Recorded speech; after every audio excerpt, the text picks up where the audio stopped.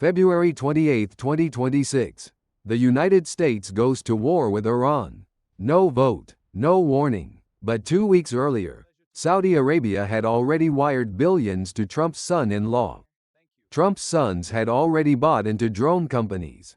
And 15 minutes before a key war announcement, someone made $580 million in the oil market. The money moved first, then the bombs fell. This is the story they don't want you to connect.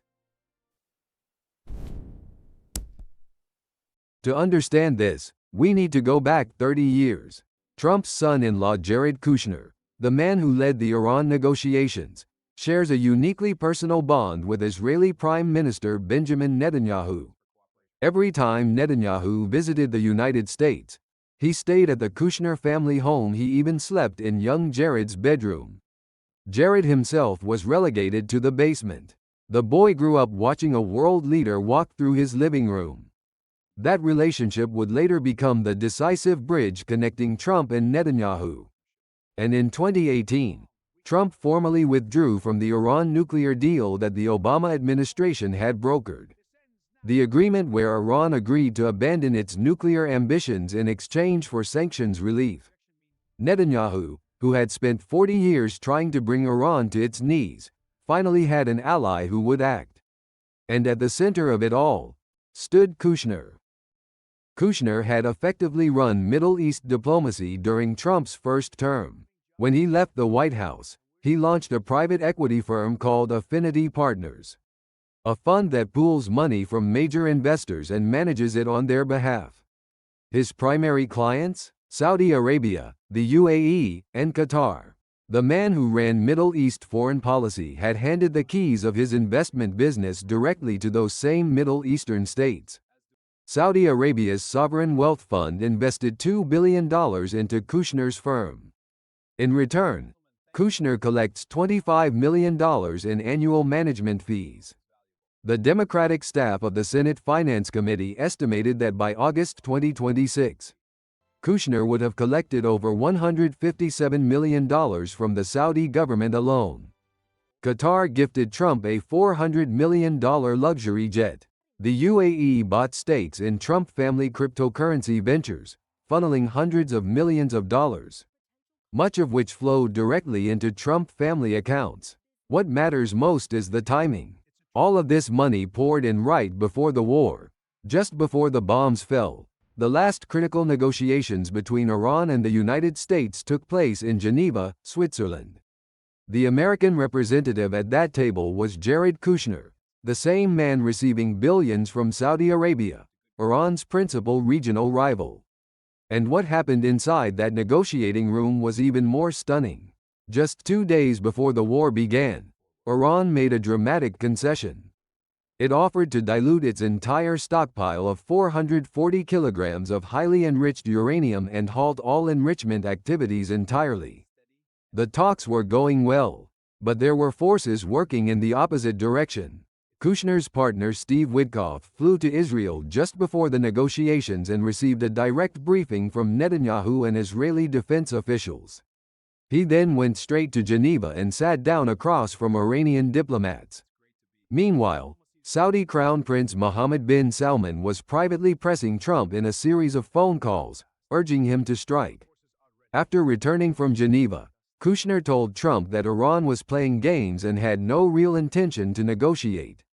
Then came a phone call from Netanyahu. The decisive blow. Netanyahu told Trump that Iran had plotted to assassinate him, and that this was the perfect moment for revenge. Trump, who had genuinely feared such threats in the past, heard Kushner's report and Netanyahu's call simultaneously.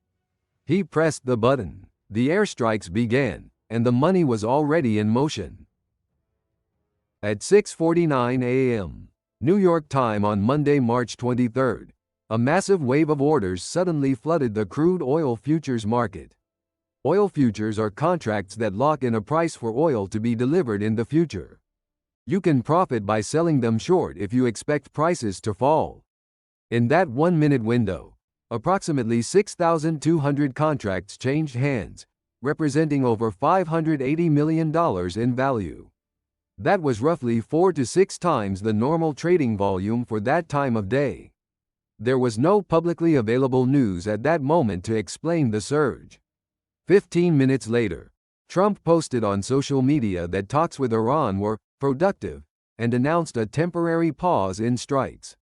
Stocks soared, oil prices fell. Whoever moved first, 15 minutes earlier, walked away with an enormous profit. Nobel Prize-winning economist Paul Krugman called it treason. In his words, there was no other explanation. Someone close to Trump knew what was about to happen and exploited classified national security information for private financial gain. Meanwhile, Kushner's firm saw its assets surge nearly 30% during this period, crossing $6 billion. Now we turn to Trump's sons. Eric Trump and Donald Trump Jr. had invested in drone companies before the war even began. Drones have been one of the defining weapons of the Iran conflict. Eric invested in Extend, an Israeli company that builds AI-driven autonomous drones, and those very drones were deployed in combat during this war. The company had already won a multi-million-dollar contract from the U.S. Department of War before the strikes began. Donald Jr. sits on the advisory board of Unusual Machines, a drone components company that received a $620 million loan from the Pentagon. Both brothers also invested in Powerus, a Florida-based drone company targeting Pentagon contracts, which plans to go public on the NASDAQ. The longer the war continues, the more drones the Pentagon buys, and the more money flows back to the Trump sons. The father starts the war. The sons profit from it. But there is an even larger picture behind all of this. Jared Kushner has been quietly developing a project called Sunrise, a plan to transform the Gaza coastline into a luxury resort destination. One of the finest in the Mediterranean. Gaza is Palestinian territory along the Israeli border, now a landscape of ruins after years of war. The plan involves turning 70% of the coastline into hotels and upscale residential developments. With projected long-term investment returns estimated at over $55 billion. The more Iran's regional influence is eliminated, the more stable the Middle East becomes, and the more valuable that Gaza beachfront development becomes. Kushner, bankrolled by Saudi and Emirati money, sabotaged the Iran negotiations, pushed for war, and is now positioned to build a resort on the territory cleared by that war. Trump says America has already won. But legally, this war must end by late April. Under the War Powers Act, a military operation started without congressional authorization must stop within 60 days. And if victory is truly at hand, why has the administration requested hundreds of billions in additional military spending? Why are the targets changing every single day? The money tells a different story. On the day the war began, Trump's sons' drone stocks surged. Kushner's assets crossed $6 billion. The Gaza resort development plan was already being circulated among major investors. This is not a conspiracy theory. It was reported by the New York Times and confirmed by the Senate Finance Committee. The money moved first, then the negotiations collapsed, then the bombs fell. Was all of this a coincidence? And when this war is over, will a Trump Tower rise along the Gaza coast? What do you think? If this video gave you something to think about, please subscribe and hit the like button. Thank you for watching.